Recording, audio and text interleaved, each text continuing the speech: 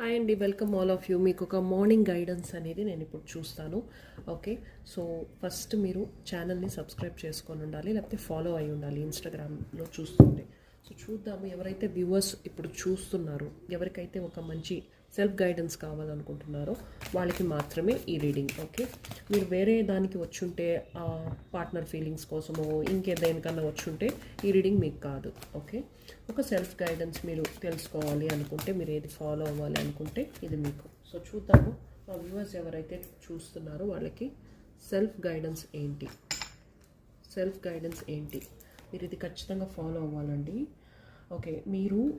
Okay, మీకు emotions అయితే ఉండొచ్చు, బట్ ఇక్కడ ఎనర్జీస్ ఏం చెప్తున్నాయంటే ప్రాక్టికల్గా కూడా మీరు ఉండాలి, మైండ్తో ఎక్కువగా ఆలోచించాలి, మైండ్ ద్వారానే మీరు డెసిషన్స్ తీసుకోవాలి అని ఉంది. ఎక్కువగా ఎమోషనల్ అయిపోయి ఎమోషన్స్ తోటి మీరు డెసిషన్స్ అయితే తీసుకోకండి, ఎమోషన్స్తో ఎక్కువగా పీపుల్తో డీల్ చేయకండి అని అయితే ఉంది. ఓకే, ఇక్కడ ఏంటంటే కొంతమంది చాలా ఎక్కువగా పని చేస్తున్నారు, ఓవర్ వర్కింగ్ చేస్తున్నారు.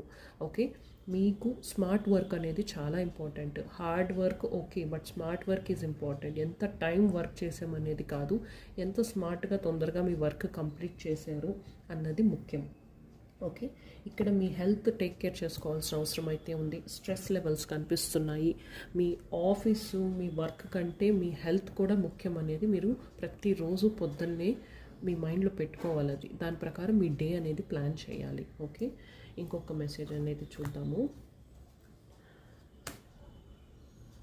ఓకే, మీరు దేనికి అయితే ఇన్కేపబుల్ అయితే కాదు. ఒక్కోసారి మీరు ఎక్కువగా ఆలోచిస్తారు, మీరు ఇది చేయగలుగుతారా, మీకు ఇది వస్తుందా, ఓకే అని మీరు ఎక్కువగా ఆలోచిస్తారు. అది ఎందుకంటే మీకు నాలెడ్జ్ లేదు, ఒక్కోసారి షూర్గా లేరు, అందుకని ఒక ప్రాక్టికల్ స్టెప్ అనేది తీసుకోవట్లేదు కాబట్టి మీరు ఓవర్ థింకింగ్ చేస్తున్నారు. ఒకసారి మీరు ప్రాక్టికల్ స్టెప్ తీసుకున్నారంటే ఎంత కేపబుల్లో, మీరు ఎంత సాధించగలుగుతారో అనేది మీకు తెలుస్తుంది. Okay, so thank you very much for listening. ఎవరికైనా కొత్త వాళ్ళు ఉంటే ఫస్ట్ సబ్స్క్రైబ్ చేసుకోండి ఛానల్ని. Thank you.